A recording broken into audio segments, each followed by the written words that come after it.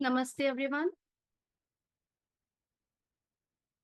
A very warm welcome to today's guest talk titled The Joy of Missing Out. Our speaker today is Ms. Richa Sharma. She is a counseling psychologist and a musician with a decade long experience in the fields of mental wellness, parenting, education, and meditation. She holds postgraduate degrees in applied psychology and English literature and a certification in music therapy. Richa is also trained in Indian classical music and features as a voice artist and composer in numerous creative projects in collaboration with global artists. Welcome, Richa. We are so glad to have you back after a long time, I think, on Guest Talks. We Thank look you. forward to a lovely session with you. Over to you. Thank you so much, Arunima. Really glad to be here on this platform once again. Good evening, everyone, and welcome to today's session. So, as you know, the topic is the joy of missing out, and I hope that what I have to offer to you is valuable in your life. Okay, so let me just quickly do some tech setting, Arunima. Okay, so thank you everyone for your patience, and good evening once again, and welcome. Before I begin talking about the topic, I just want to share that a talk about JOMO, or the joy of missing out, would be incomplete without understanding FOMO, the fear of missing out. So they are two sides of the same coin, and we'll need to have an understanding of both of them. I'll begin by sharing two small personal examples, and then we'll build from here and discuss various aspects related to FOMO as well as JOMO. Okay. So my first story is just a few years back, and I remember a lot of my colleagues and my students kept talking about lots of web series. Hey, this one is really cool, and we enjoyed watching this. And I felt a little left out, or probably I didn't understand what they are saying. And I felt I had a need to receive that validation. I wanted to fit in, and I started from just one. Okay, so I picked up one random series and I started watching it. And by that time, I did not know how web series work. So it leaves on a cliffhanger, and you have to keep on watching it again and again. And it took me nights, so my entire nights would go completing one particular series and then move on to the other season, or moving on to the other series. Okay. And this really took a toll on me, and I sometimes felt that I have become like a zombie. Okay. My expectation was that me watching all of this and being able to sit on the lunch table, being able to talk about all these common topics that everybody else can relate to, would make me sound cool, or would make me fit in. I think that was a bad bargain. And I soon realized that it's not worth taking a toll on my sleep and my eating habits, etc. So I felt that I needed a break. I needed to reclaim the life that I had. And very consciously, I removed those applications from my phone, and I started setting some downtime. Mindfully, I started withdrawing from these series, because anyway, these series were not nourishing me. They were taking away the precious time that I had, that I could put to other pursuits. So I rediscovered my love for reading and music, and I found a great sense of joy. And I'm not saying this with a lot of pride, but with a lot of humility, that it's been several months and I have not watched a series, and I do not feel missed out. And even though sometimes some advertisements keep flashing by about some very popular series, but the temptation is not as high. I can see a prompt from Tanvi here asking, if did I lose some friends in the process? I think that's a great question you're asking here, and I'd like to answer it out here. And I feel that when I became more intentional and more conscious, I attracted the friends that I really deserved or that I really needed. So I had exactly the kind of circular energy that I needed to have. Okay, so this is story number one. Thank you for listening to this story. And the story number two, as I share with all of you, I feel that when we are children, we're not as afflicted by FOMO as when we start growing up. Okay. So here's my story number two. I was studying in a boarding school in Rajasthan, and every day after dinner, 8 to 9 p.m. was TV time for everyone. And we had a hall downstairs where all the girls would settle and watch a common TV together. Okay. I think that was a wonderful time and everybody looked forward to that time. Surprisingly, contrarily, I didn't feel the need to watch that. I was not a TV buff at that time. And also at the same time, I would like to say I did not even have judgment towards anybody who was watching television. So I did not hate people who were going out there and watching, but I really found great sense of joy in staying back in my room and the stillness of the night. And sometimes I'd look outside the window and the stars would be visible. Imagine a forest remote area in the outskirts of the city. And I had a little piano that I could play.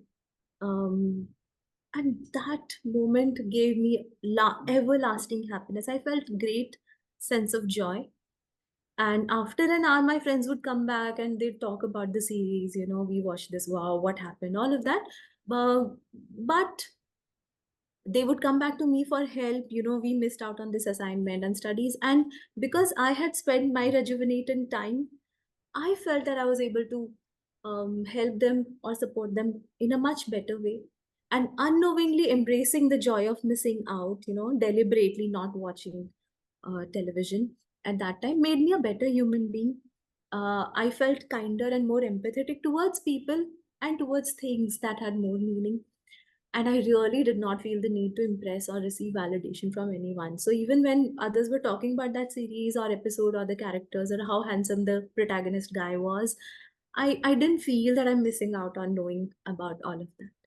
Okay, so these are my two stories, and I hope some of you might be able to relate to this. Luckily, my childhood passed by when social media was non existent. So I think that way I was really lucky. But let us move ahead and let us try to understand what dropping that fear of missing out brought to my life. Even the conscious decision of cutting down watching web series or the conscious decision of staying in my room and playing piano. I really felt more peaceful. I didn't have the pressure to be everywhere. Okay. I focused on relationships that had more meaning, more deeper connections. My physical health, because I had more time, I was able to focus on my physical as well as emotional health. Now I'm a mother and I have a lot of time to play with my daughter. I do not feel the reckless urge to check any web series or random videos or stuff that people are talking about. And I'm also very intentional with my purchases. So without bragging, I would like to say that um, I'm able to be more mindful and less interested in how much Mintra or Agio or Nika or any of those portals are trying to lure us with their sales and offer, etc. I feel I need to assess, am I really in need of this product, or do I need to invest in some luxury at that moment? And I make a very mindful choice that when I feel it's amazing, even if I watch advertisements of dazzling divas using cosmetics, it does not lure me. I accept myself the way I am. Okay? So let us understand FOMO and the fear of missing out. So we'll be looking at some consequences of FOMO, a definition, and how and what areas of our life it is afflicting us with. Okay, so FOMO is a feeling of social inferiority. Inferiority, just remember this term. You feel low from others. You don't feel at par with them, and you need to keep up with them. That necessity really irks you a lot.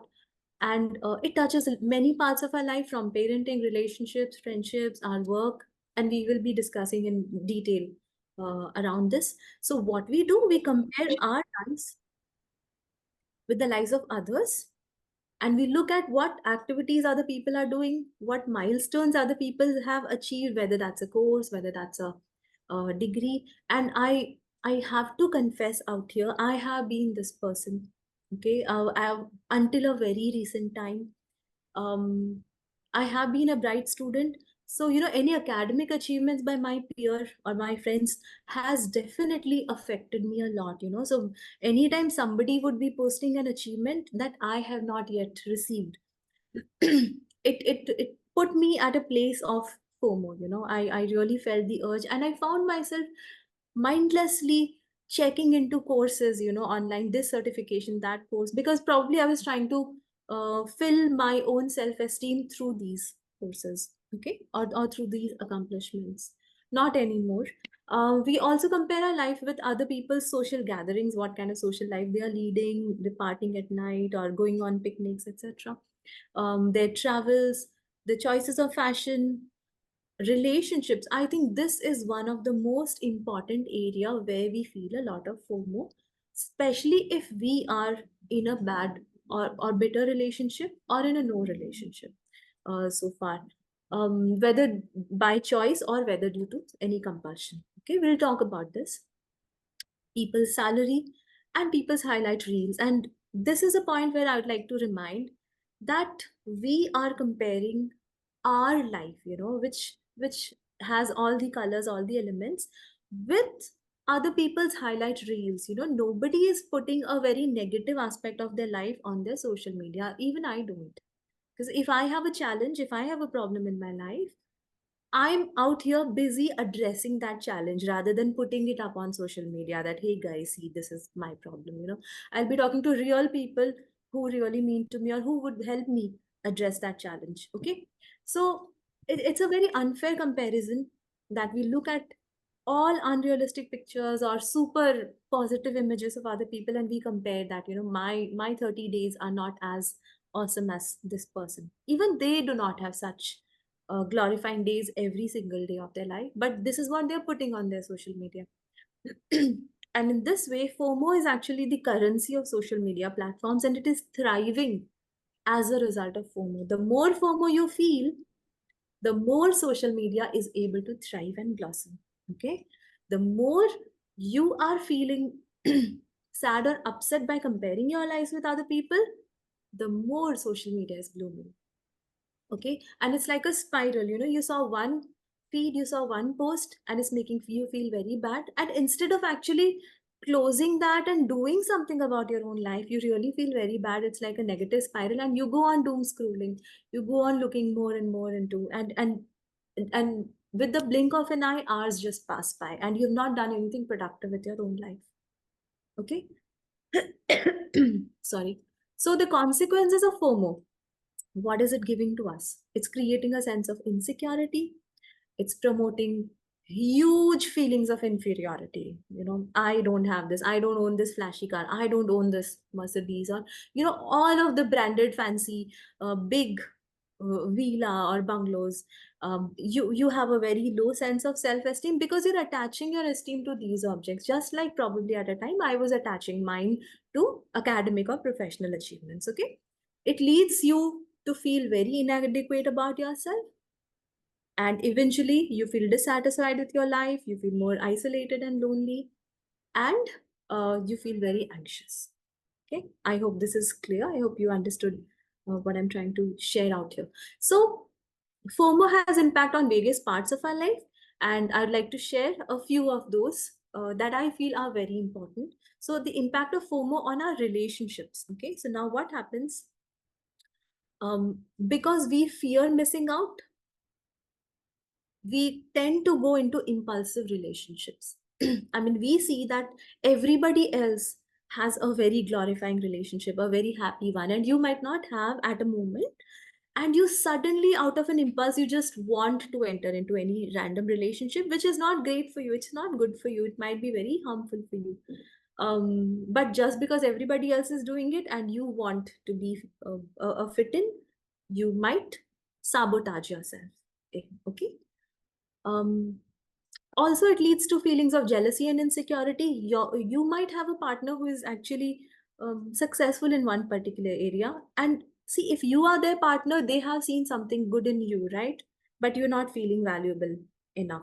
So even when your partner is going out with friends, or presenting something at a meeting, etc., or have an accomplishment, you feel that you're missing out, or you're not great enough, and you don't feel celebrated.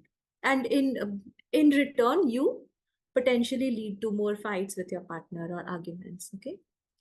And also, feeling FOMO might make you end up being indulged in very superficial connections. You actually do not belong at a particular place, but just because you want to fit in, just because you also probably want to show the world that, hey, I'm also cool, I am also significant, I'm also meaningful, you might attend random events that are not aligned with your type or your interests.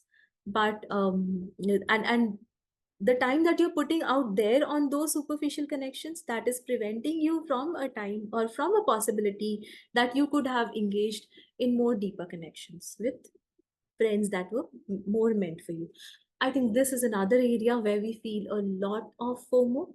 And this is very dangerous because it's not only impacting us, I'm sorry, yeah, it's impacting our children as well.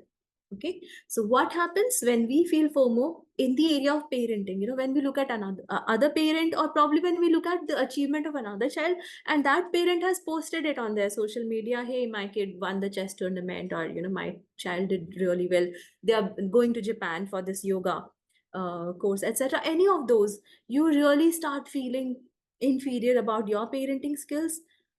And not just that, if it stopped here, I think it was really fine, but you are projecting that on your child. So now your innocent child coming to you and seeking applause from you, or just seeking some love from you, you're not able to offer that to your child because you feel a sense of inadequacy, that my child is not good enough. You're projecting that unrealistic expectation on your kid. This is especially true in case of our society with respect to academic accomplishments. Whenever we look at children who are scoring highest marks, all 10 CGPAs, etc., and topping their exams, etc., I think we glorify that to a huge extent, and we neglect how emotionally or how socially that child might be feeling at that moment. And this can lead to a lot of stress among children, and a lot of children commit suicide as a result of that, which is so sad. Okay. Um, so I think I covered this part about unrealistic expectations as well as comparing our children on a social manner. Our love for the kid becomes conditional. How sad is that, if you will perform this way, or if you will secure this much marks, only then am I going to love you, or only then are you going to receive this. Okay.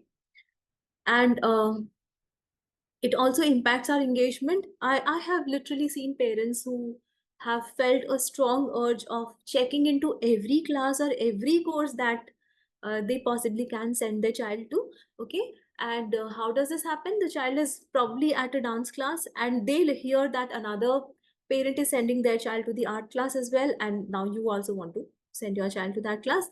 Whether your child is interested in art or not, whether your child has that aptitude or potential or not, and from that art class you send to the music class, swimming class, sports class, all of that, and it is overwhelming the child tremendously.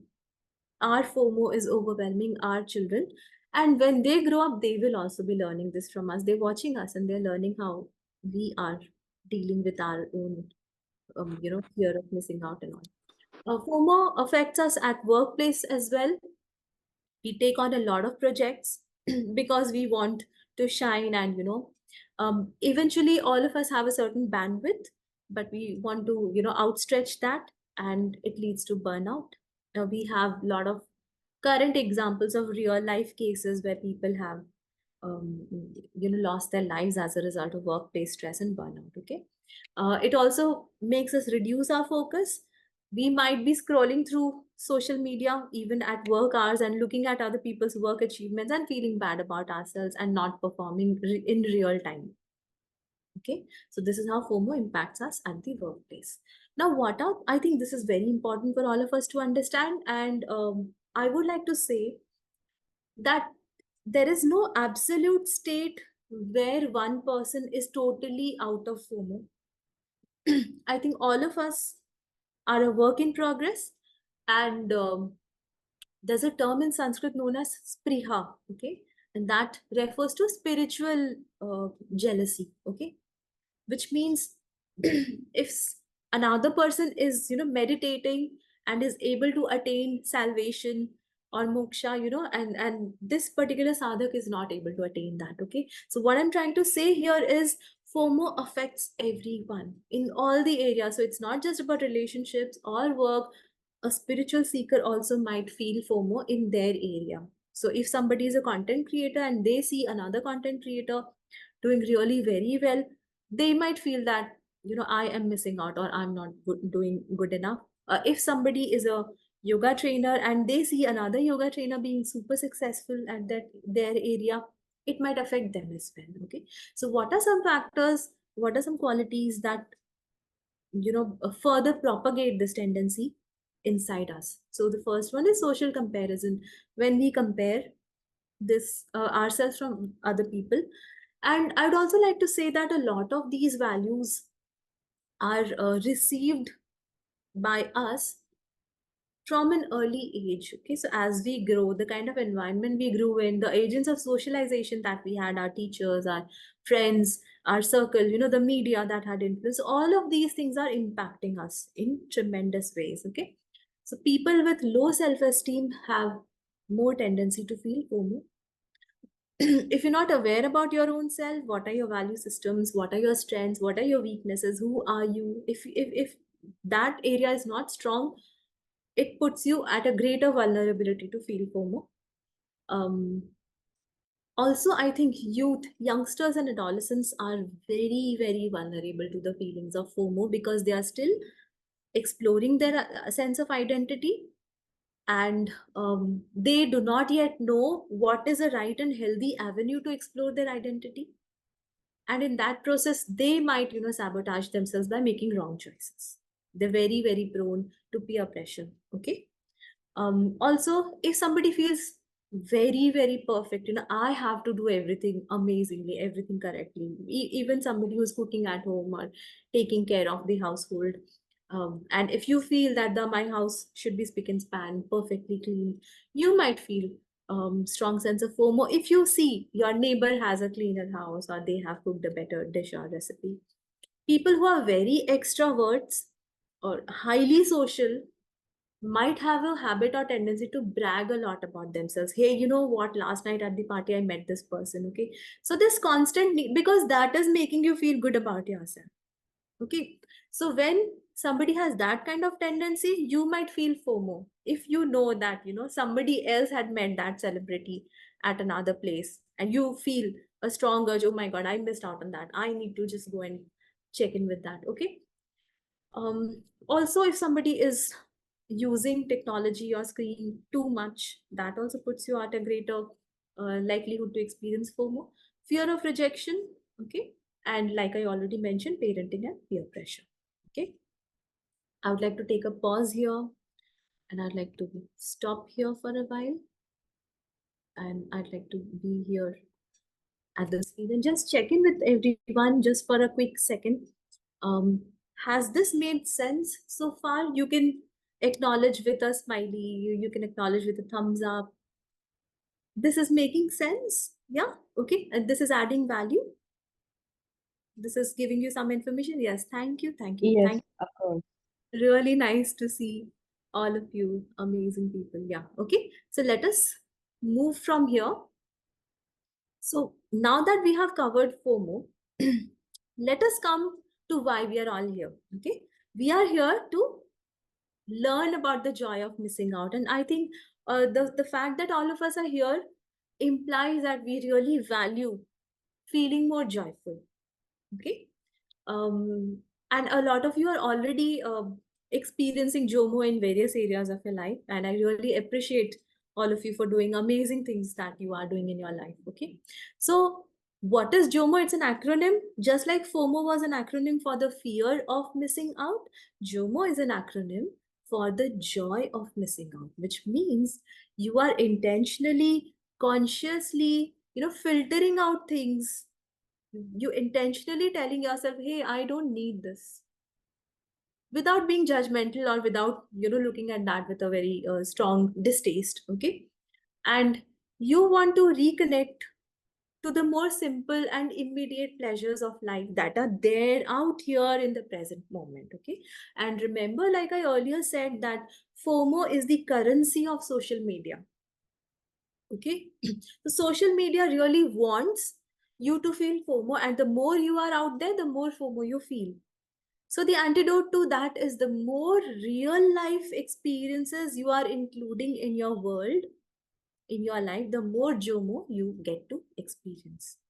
Okay. So, which means, indirectly, I'm trying to say that let's move from the virtual world to the real world, to the immediate connections that we have, to that soft touch of our child's hand, to the arms of our beloved, our parents, sitting there in person and talking to those people, listening to that laughter, in that same room, under the same roof, drinking that cup of tea together. Okay. Celebrating those moments without the urge of capturing that moment to put it on our story. Okay. We do that. I think occasionally it's perfectly fine, but that should not be a compulsive habit. And I think a lot of us sometimes, even when we go to a restaurant or even when a meal is served, so before the meal, before a child is able to touch the meal or taste it, we ask the child to pause. Hey beta, just wait, I need to capture this because I need to showcase this. Okay. And you take a picture and then the meal is being served. So this, it's ironical. I'm not judging this, I'm just trying to show these reflections. Okay. Well, coming back to JOMO, a definition out here is unplugging from online life and reconnecting to the more simple pleasures in the present moment. It Whereas FOMO is driven by fear, JOMO is driven by contentment. You're satisfied. आपके पास जो है उससे आप खुश हो. Okay, so there is not a destination addiction. You don't need to get there or be there at that place or earn that degree or be in that relationship for yourself to feel better about yourself or your life. Okay, here and now you feel happy and contented, and you're working towards your goals at the same time. Okay, you're not complacent. It encourages a slower and intentional pace of life. And I think as we have entered autumn season, I think it's a great season for us to tap into the more slow rhythms of life. Okay. Enjoying simplicity, being more in the present. You have no comparison with other people and you have no craving for external validation. The only person that you are comparing yourself with is you, your own self, a day back or, a year back. I think that's a very healthy way of comparing, if at all you do have to compare. And you feel very grateful for all the things that you have. These are the byproducts of JOMO. It gives you a break from processing endless streams of information. I think today we are living in an era where there is so much of information overload. We have access to all kinds of information that we really don't need to survive, and all the blaring notifications constantly coming up, and that really can overwhelm my mind. And here I would like to make another confession. When I was mentioning about watching endless web series, there was a time when my media consumption or my usage of screen was over 6 hours a day. Imagine. Okay, so for more than 6 hours a day, I am watching random mindless content, this series, that series, this video, that video. Probably there was some kind of hollow or vacuum within me. Okay. And I was just trying to fill that by just mindlessly watching something. So again, without bragging, I would like to say my mindless screen time has reduced to probably less than 40 minutes a day, less than an hour a day. Okay. And it's very intentional. If at all I'm using my screen, I know that I'm sitting for work and this is my work, and I know when to take a break. So and there is no random watching, anything and I think some of the platforms that we watch, I'm not naming those streaming platforms, but some of them, when you actually watch a series and that series has ended, but that platform will not end, it will start another episode of another series and it will just start moving, right? Which means they really don't want you to take a break from there. They just want to keep you hooked on, okay?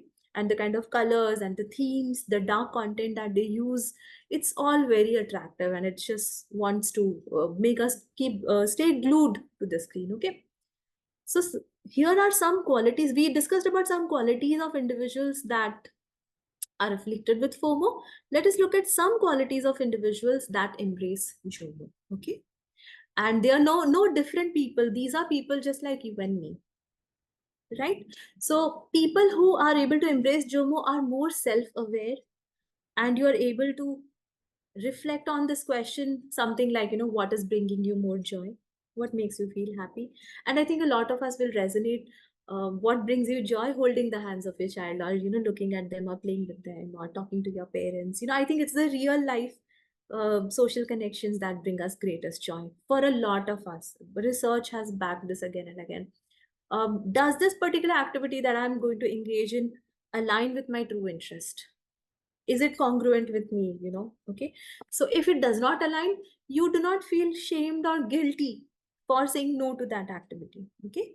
Am I feeling pressured into attending this social event? And here I'm going to give you a hack, and that is, if you are saying yes to something and you don't really feel aligned with it, but you actually said yes to it, probably just to please people around yourself, your body will tell you. You will feel very uneasy doing it.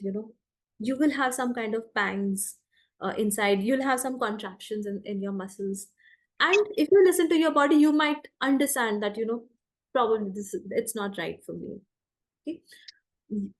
Somebody who is embracing JOMO might feel more mindful, might value being in the present moment, might feel more contented with what their current lifestyle is. And whether you are living in a small home, but that home houses the arms of your loved ones, and I think that is the mightiest joy in life. So you don't feel the need of moving somewhere else to feel more happy about your life. Okay. You have very strong personal values, and you make very conscious choices, very intentional choices. It's not on autopilot, and nobody else dictates your choices. Nobody else can force you ki, hey, you need to just come and you need to do this. Okay. And it doesn't mean I need to pause here and use this again and again. It doesn't mean you are rude. It doesn't mean you are judgmental. It doesn't mean you fight with those people who are trying to force you. It makes you more kind, and it makes you more mindful and intentional and compassionate, and you are able to handle that. You're able to reject that offer in a more compassionate manner. Okay, I will give you an example towards the end how to do that. Okay. um, such people also have strong resilience, and external pressures do not afflict them as much. Like I mentioned extroversion earlier, people who experience JOMO might enjoy introversion a lot more, or small gatherings with small number of people. Okay. But real time conversations with, one-on-one conversations, they also respect their boundaries and that of other people, and they do not overcommit themselves. So saying yes to every offer that comes their way, and you're very creative, and you seek out new experiences that bring you greater joy, and that can mean just going to a nearby park and looking at that grass or wildflower with a sense of awe. Okay. So I think um, we understood the qualities of individuals that embrace the joy of missing out. Okay. What are the benefits of JOMO? As you can see out here, your anxiety is reduced, you feel more focused, you feel a strong sense of connection with your own self, your emotional and physical health is better because you are able to save so much time. Imagine I mentioned 6 hours on the screen, mindlessly watching. So imagine I must have been just sitting or lying on the bed just while I was watching. So how much unhealthy practice that must have been for my body. So now, if I'm able to save that 6 hours, so much can be done in that time. Okay. You can focus on genuine relationships, and obviously, you are able to have a detox with your digital world. You no longer feel pressure to compare yourself with other people. Your lifestyle is more balanced, your mental health is better, you feel more confident about yourself, and you have strong clarity on your personal goals. Very, very clear on your personal goals. And I will be talking about how we can embrace the joy of missing out in our life in just a moment. I just thought I'll take a quick break and ask, are you understanding what I'm saying? This is sensible. So I will look at the chat boxes later towards the end and probably try to answer. So yeah, thank you. Thank you. Okay, so now that we know what are the benefits of the joy of missing out, let us now learn some ways, very practical ways that you can employ in your own life to embrace the joy of missing out. Okay, so the first one, as you know, because FOMO is the currency of social media. So please cultivate more offline connections, talk to real people in your real life, in your real world. So although social media is a great medium, it's an amazing medium. It helps you reach lot more people than one can imagine. In fact, I am connecting with all of you using a virtual platform, right? Okay. So I'm able to have my send my message across to all of you using this platform. But I think nothing beats a real interface with a real human being. So if you have people in your home, sit with them, talk to them, intentionally schedule your time and spend talking to those people. If you have neighbors around, just invite them for a cup of tea, talk to those people. Okay. Try to use one practice of mindfulness every day. I think in one of my earlier sessions, it's up there on the Yes YouTube channel. I had mentioned a 5 4 3 2 1 technique. It's a technique that enables you to feel more mindful.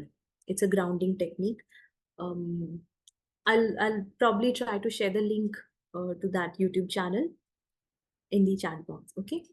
Also, rediscover your passions. Remember when you were a child, there were lots of things that brought joy to you. Okay. That could have been quilling, that could have been knitting, that could have been art and craft or painting or music or dance. And in due course of time, as we grow up, we begin to lose our connection with all of those activities. Okay. So why not, use the time that we now have with ourselves to rediscover those passions. I think I love reading books a lot, right, since my childhood, apart from music.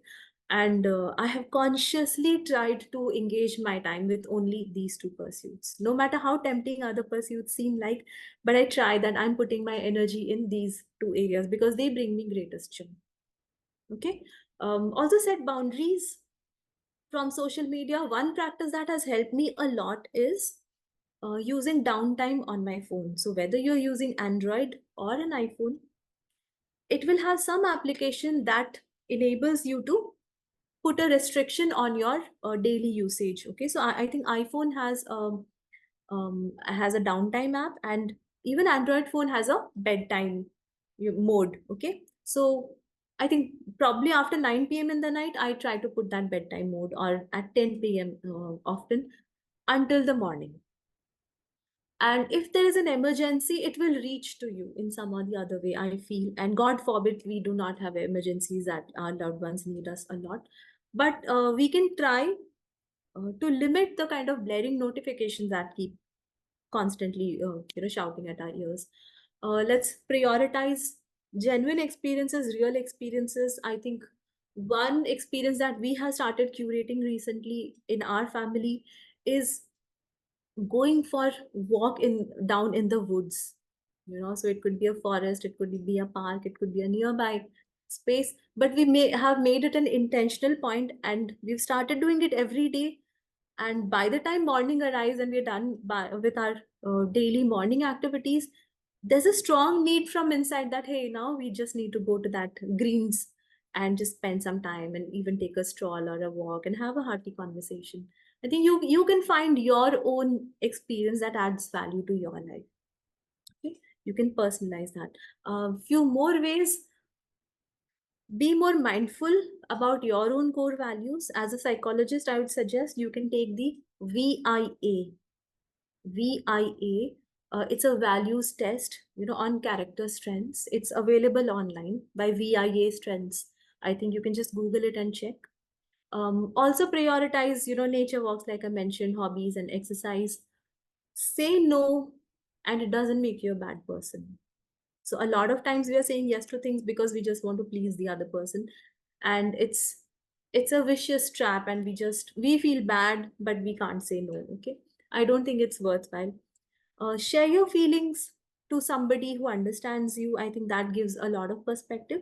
And one more important point that I'd like to mention out here is, a lot of us from my generation, I think I'm a millennial, and a lot of you might be a millennial here, and we had learned multitasking, doing a lot of things at a same time. Okay, probably to be more productive. And I feel it prevents us from being more intentional or in the present moment. So let us pick up one task and let us do it. Just slow down and let's focus on getting that task done and then move to another task. So I think multitasking also allows you to embrace the joy of missing out. And one more thing that I've not added here on the slide, but I'd like to say, is embracing spirituality in some manner, whether you are a believer in a particular religion or religious teachings or not. You can be a spiritual person. So practice anything that aligns with you. It could be a meditation, it could be chanting, it could be kirtan, mantra, yoga, anything that brings you more joy and contentment. I think that is a great way to be more grounded, and to be able to have your own boundaries and to respect other people's as well. So I think these are some of the techniques that can allow you to embrace JOMO in your life. As we end, I have a small reflection for you. You could take a screenshot of this, or if you have a journal, you could just note this down. And the journaling prompt for you is: what simple, meaningful activities bring you joy and peace? What simple, meaningful activities bring you joy and peace? And some examples of that could be probably a morning walk, a creative hobby, or an evening spent reading. And now set specific time for these activities and try to make them a regular part of your life. Right? So this is one ritual that you can try imbibing in your life. And there's another guided reflection for you. And if you wish, you can just close your eyes for a few seconds and just listen to me as I say this. Close your eyes and just think about the last time you felt overwhelmed by the fear of missing out. Someone around you was doing something and you felt worried that you are going to miss out on that, and you have a strong urge to be there or to engage in that activity. What was that event like? What was that activity? Okay. What were you missing? Sit with these thoughts for a while. So I think when we engage in such kind of reflections, they make us more self-aware, and they try to tell us a need that has been there inside us about an aspect that is missing in our life.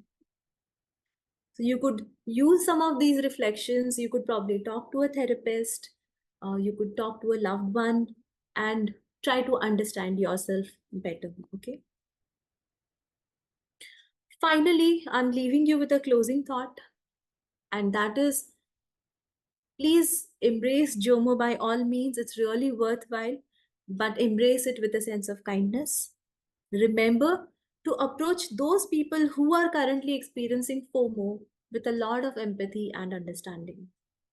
Because I think it's very, very normal for anybody who's spiritually evolving. Sometimes if you are practicing meditation a lot, there might be a part of us that might tend to judge people who are not meditating. You might try to look down at people who are not engaging in healthy practices as you. Okay, so let's not be tempted to engage in that kind of tendency. Okay, it's not adding any value in our life. The essence of JOMO is actually to celebrate our own choices, but not to judge other people for their choices. Okay, they are in their own journey. Let us focus on our own journey. But let's try to inspire and uplift one another on this path towards fulfillment. And here I remember a message from my father that he used to teach me when I was a child. And that was, beta, focus on nurturing your own self. If you are blooming, your fragrance will be carried away and people will come to you. And they will ask you, hey, what's different about you? What's so unique about you? There's something that stands out about you. And I also wish to experience this kind of joy or peace or contentment that you have. Could you please tell me? So do not just go and shout at everybody, why are you doing this? But, focus on nurturing your own fragrance. Okay. And there's a very small poem as we end. This is the last slide for today. And that is, I found this beautiful poem, and the name of the poet is out here below the illustration. It's called The Joy of Missing Out. Oh, the joy of missing out. When the world begins to shout and rush towards that shiny thing, the latest bit of mental bling, trying to have it see it do it, you simply know you won't go through it. The anxious clamoring and need, this restless, hungry thing to feed. Instead, you feel the loveliness, the pleasure of your emptiness. You spurn the treasure on the shelf in favor of your peaceful self, without regret, without a doubt. Oh, the joy of missing out. And my dear friends, I invoke all of you and I wish to inspire all of you to embrace the joy of missing out in your own lives, cultivate it with a lot of intention, and be more mindful about your choices and not to feel inferior, not to feel worrying when somebody else is doing something, that has no real value addition in your own life. So don't be affected by what other people are doing. Thank you so much for listening to me. And it was a real pleasure being here with all of you. Arunima, I hand it back to you. Thank you. Thank you, Richa. Thanks a lot for this lovely session. Your insights are really helpful and valuable, definitely in today's time, of course. And you made things relatable by sharing your own personal experiences. That was really lovely. Thank you so much. Participants, if anyone has a question or anyone wants to share something with everyone, please go ahead. You can use the chat box. I can read it out to Richa, or you can unmute yourself and speak up. Hi, Richa. Hi, Arunima. This is Sujata Patel. I have a question for Richa. Um, whatever you talked about today, first of all, it was a very enlightening and inspiring talk. But I just wanted to have your own opinion on, uh, what I understood is the journey from FOMO to ZOMO. It takes time and it is also age related. At a young age, you to enjoy the joy of missing out, you also need to have some fear of missing out. Then you will be able to appreciate the joy of missing out. So I mean, what would you suggest, how to cultivate this joy of missing out at early stage in children? Okay, Sujata ma'am. I think that's an amazing question that you've asked. It's a very brilliant question.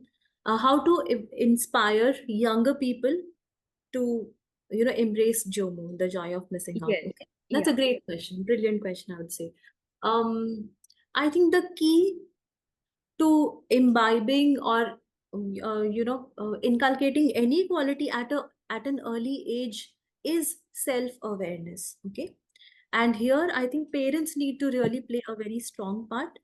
Parents need to inspire the adolescent or the young child to be more aware about the child's strengths. I think if you want to begin even earlier on, it begins by parent having constant conversation with the child, every day, regularly. And that might be something like a regular check-in. How did you feel going at your friend's party? Did that feel amazing?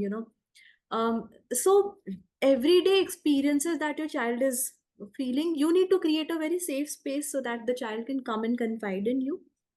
and not be very strict or judgmental where the child fears that my parents won't understand me and I won't be able to share out here. So that is a beginning. And have regular conversations. I think bedtime conversations are amazing. Every day at bedtime you can come to the kid and you can tell them, this is a good strength that you have. The more you nurture that aspect in the child might feel more confident about one's ability and might be more inspired to nurture that aspect. Also, I think as a parent, you can inspire the child to be very realistic. So not every kid will have all strengths or all areas. All of us will have some weaknesses or areas of limitation, and not all limitations can be covered. So I think very realistically we can introduce those to our children. And I understand that by saying that we need a little bit of FOMO at an early age so that we can pursue good habits or good things. Probably by that you mean, engaging in good practices like studying every day, or practicing or rehearsing. By that you mean discipline. So I think having a routine, having a very disciplined lifestyle, being very self-aware, having your cup filled already so that you do not need a peer pressure or validation from your friends to fill that cup. I think these are some Right. ways in which you can inspire children to experience joy. Okay. Okay. Thank you, Richa.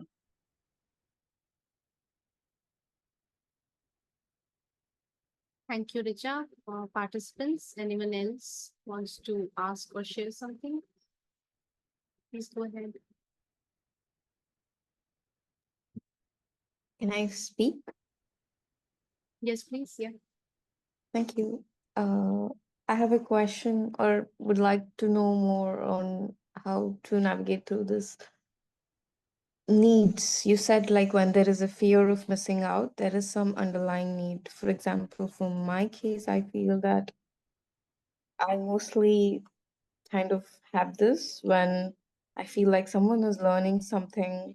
Mostly I feel it around the people who I admire very much, and then I want to be around them because of the presence or learning or what they share,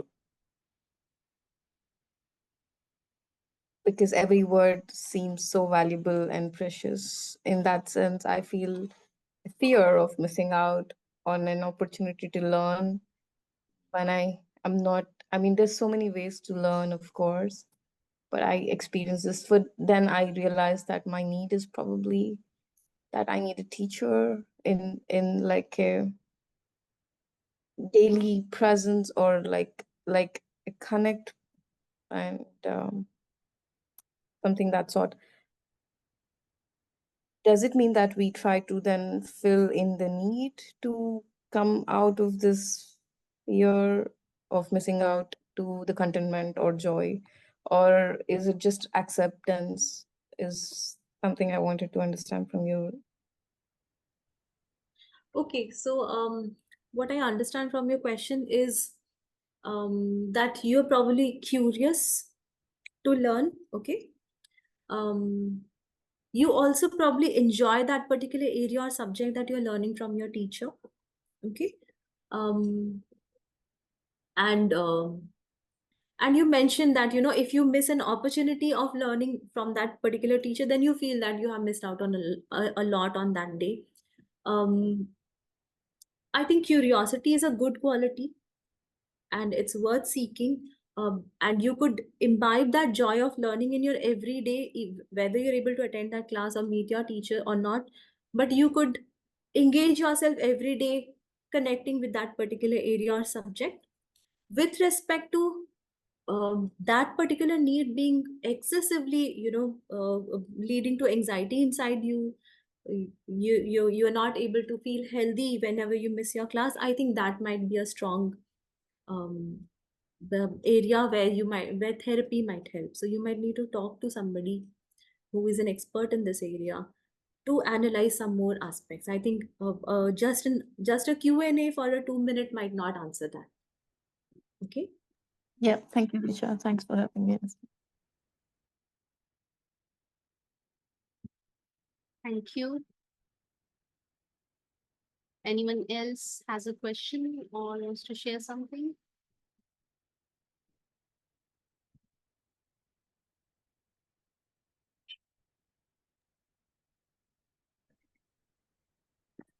I would just like to share that this realization of moving from FOMO to JOMO is also very much related to how much you start connecting with yourself. Ruchi, That you're not audible to us properly, actually. now is it better? Is it A better now? little bit. Okay. So I could now is it fine? Okay. So, what I'm saying is that this journey from FOMO to JOMO is also more about connecting with yourself, that your senses also start talking to yourself. So, when this phase entered my life, consumption of web series, so my eyes used to start hurting a lot, and I had to, give up.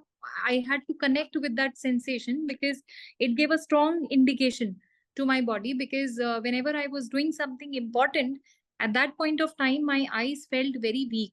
So that there was an indication by the body that it is not a use, it is an abuse that is happening to this particular part of the body. So yeah, but definitely this it was a very good talk, Richa, and Jomo is really satisfying, and I'm experiencing it now. Uh, there was a time when we used to go to Goa, and Goa used to be a place for night parties or staying up late. But now it is more about the sunrises, and it's about sleeping on time. So it's more of a it's more of a journey from FOMO to JOMO, and it is really worth it. So thank you for the beautiful talk.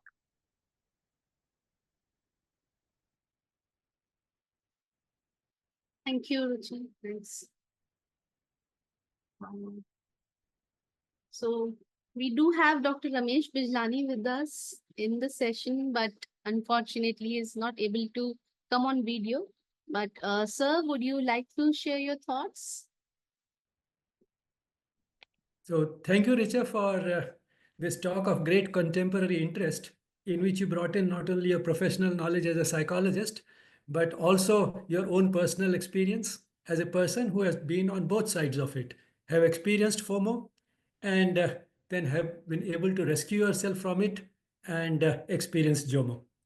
So nothing can be better than personal experience, and therefore this is something which is very valuable and precious. Uh, Basically, you see, this uh, brings in a contradiction which human beings have always experienced. We are not an island unto ourselves. We are related to others. And at the same time, each one of us is a distinct individual. And that is where the conflict comes in. Uh, for example, you said attending a social event in spite of feeling pressured.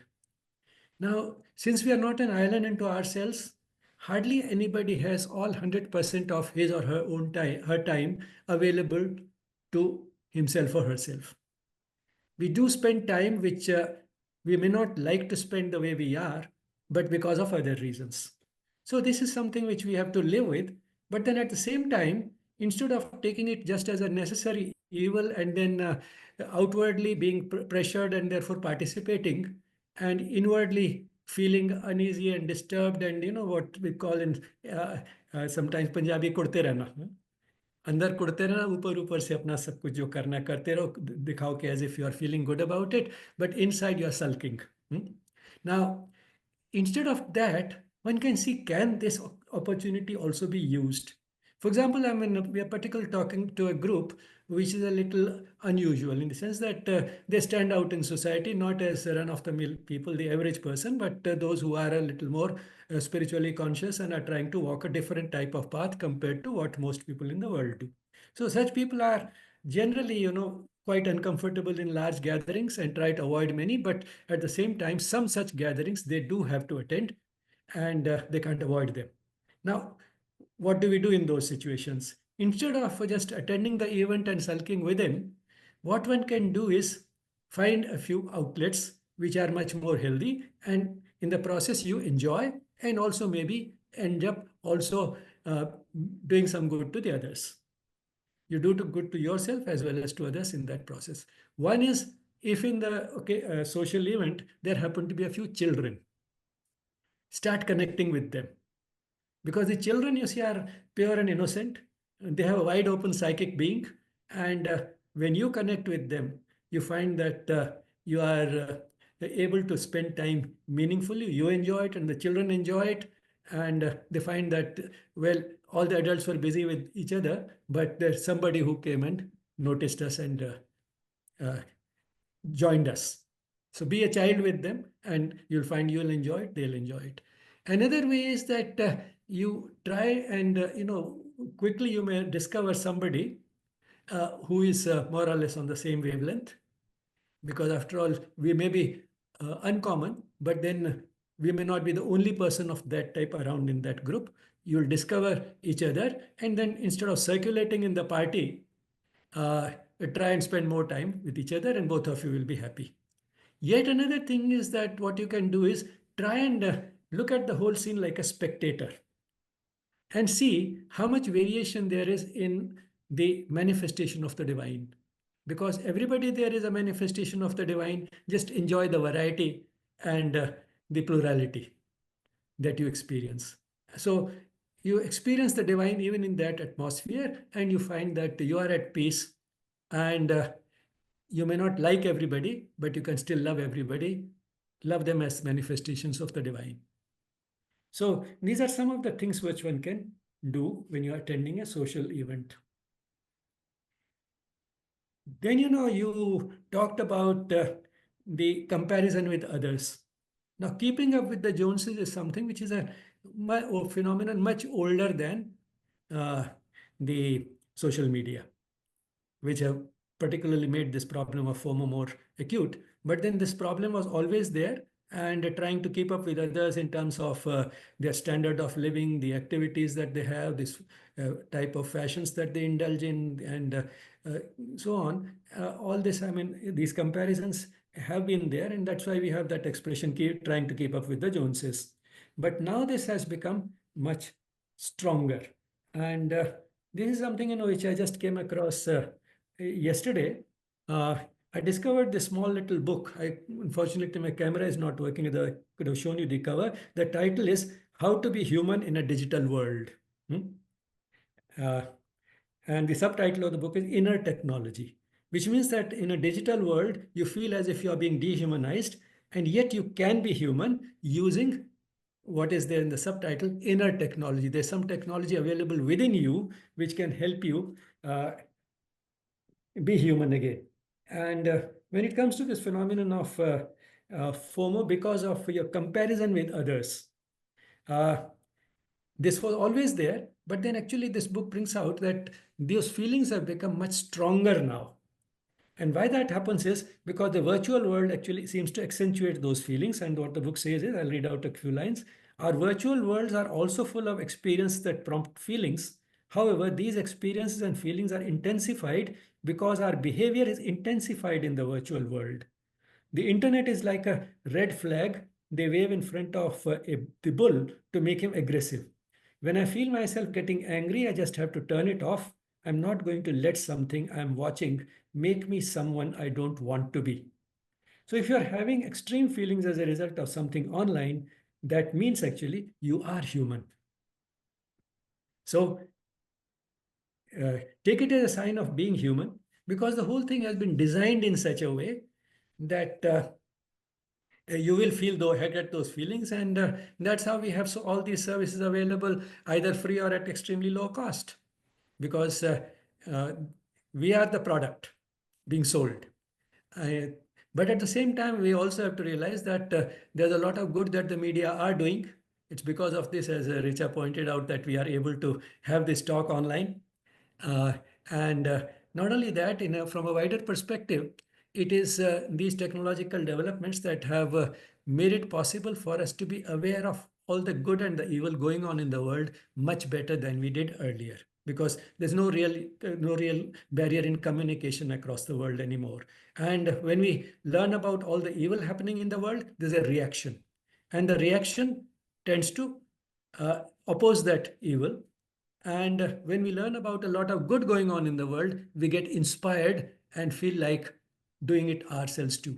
So that is, how willy-nilly, although that may not be the intention of those who have developed this technology. They are in it for profit, but at the same time, they have ended up doing a lot of good also through this simple thing. And the reaction to evil and the inspiration from the good that is going on around the world is one way, probably one of the things that will contribute to a better world vision of Sri Aurobindo and the Mother. So uh, that is sort of the one broad way of looking at this entire development. Then, you talked about parenting and relationships. I think those are again very important things. Parenting, uh, one thing you, of course, pointed out in the question answer that we should spend more time with the children, communicating with them, and so on and so forth. But that is if the parents were themselves not a victim of FOMO. And one thing that you pointed out in your talk was that we tend to take our children to all types of activities because other parents are doing that. And therefore, we want our child not to miss out and ourselves not to miss out on what other parents are doing. And in the victim is leisure. And again, this book that I was talking about talks about our being a victim of overscheduling. We try to pack every minute of our day with something or the other to do. And uh, on that, I'll again read out a few lines. One of the most subtle and socially acceptable ways, it's subtle and it is socially acceptable. One of the most subtle and socially acceptable ways in which we harm ourselves today is through overscheduling. We try to pack in too much and we are going in too many directions at once. And then it goes into why having some free time is essential. Free time is essential for being able to reflect, for being able to look within and see what we actually are, what is it that actually makes us happy, what are we made for. So becoming more self-aware and also becoming more creative, because when you let the mind wander, that you come up with all creative activities. But then this points out yet one more thing why free time is required. The most urgent reason we need free time is because life is full of the unexpected. We are overwhelmed and stressed because we have no time for the unexpected. And this makes everything an emergency. An emergency requires that we engage in our flight or fight response, using up our adrenaline. Those resources are intended for actual emergencies, life and death situations. Lost keys, a stained shirt, a printer out of ink, these are not emergencies. But even these simple, unexpected things become emergencies because we have no time. We have left no single minute in the day when we have nothing to do. There's always something scheduled. And therefore, everything becomes an emergency. So leave aside the fact that somebody calls and says that I have a heart attack, please can you come and help me? Now that is a real emergency, but even things like the printer running out of ink becomes an emergency in today's times. Uh, then about relationships. Now, one of the case histories that I was recollecting was of a young girl who was approached by a little more mature boy. This girl was still in school, had not finished school yet. And she was approached by a boy who was a little few years older, and he told her he is in love with her. And she was not so sure, so she confided in some of her close friends around her age. And many of them probably had boyfriends, and they told her that we think he really loves you. So the only guidance she had available was from the peer group, and therefore she started getting closer to him. And then, everything that he wanted, including sex, she thought that she should not deny him anything because he loves her. And then she kept it a secret from her parents, but he told his parents, and then he introduced her to her parents, and that gave her a sense of commitment, as if she was committed to the relationship. And what happened was that her grades started falling, and she started looking lost, and her parents could make out something is wrong. And finally, she told them. When she told them, they told her to get out of the relationship. I'm not going into the right and wrong of it, but the end result was that she had a heartbreak. She went through it. Probably the boy also had something similar, but uh, she didn't get into the college of her dream college. But then she overcame it. Finally, she could join for postgraduate studies a better college. So she got over it, But all the same, this was the result of an immature love, a relationship for which she was not really ready. And what really primarily inspired her was her peer group. And she thought that she'll be missing out on something if she doesn't have a boyfriend the way many of her other friends have. So this is about relationships, parenting and relationships. These are two very practical issues which most people in the world are facing. The younger ones, the relationship problems, and the older ones, uh, parenting in such a way that the child does not miss out on anything, and indirectly they also don't want to miss out on what other parents are doing. So that is how the world is changing. And I saw one comment by one of the young persons, I think, in the audience, Tanvi Punjabi. She wrote that JOMO is driven by joy. Then how can it be driven by joy if one feels that one is missing out on things which make one happy? I think there was a little sort of a misunderstanding here. JOMO is not driven by joy. It is driven by contentment, is driven by love. It is not driven by joy. Joy is a byproduct. So I think that is where she missed out. So JOMO is not driven by joy. And in short, I want to say that FOMO is basically about being outwardly defined. You think all the time evaluating yourself in terms of what is around you, whereas JOMO is about being inwardly defined.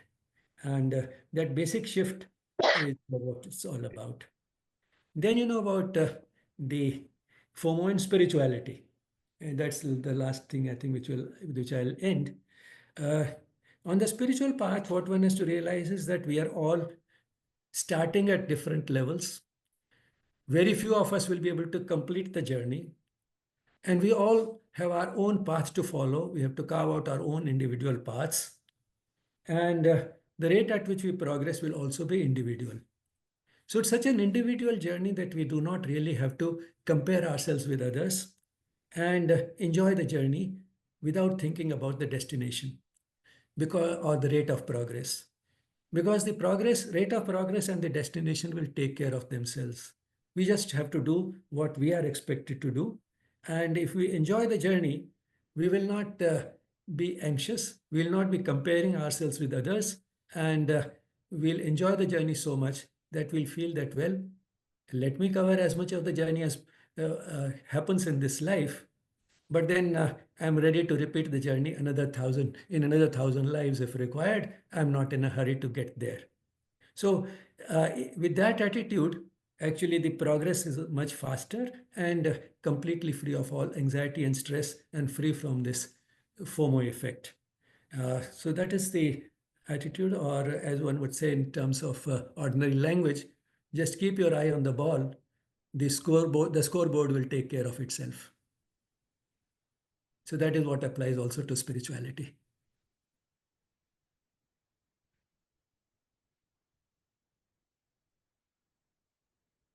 Thank you so much, sir, for sharing your valuable insights with all of us. Thank you so much.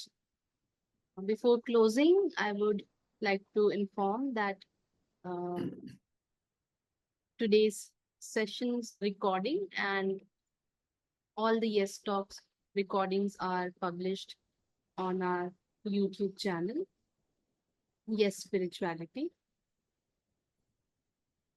And we are present on the social media platforms also, Instagram and Facebook. Please do visit us there. Thanks again, Richa, for the lovely session and for sharing your valuable time with all of us. Thank you so much. And participants, thank you for being with us today. We'll close today's session now with a moment of peaceful silence. Namaste.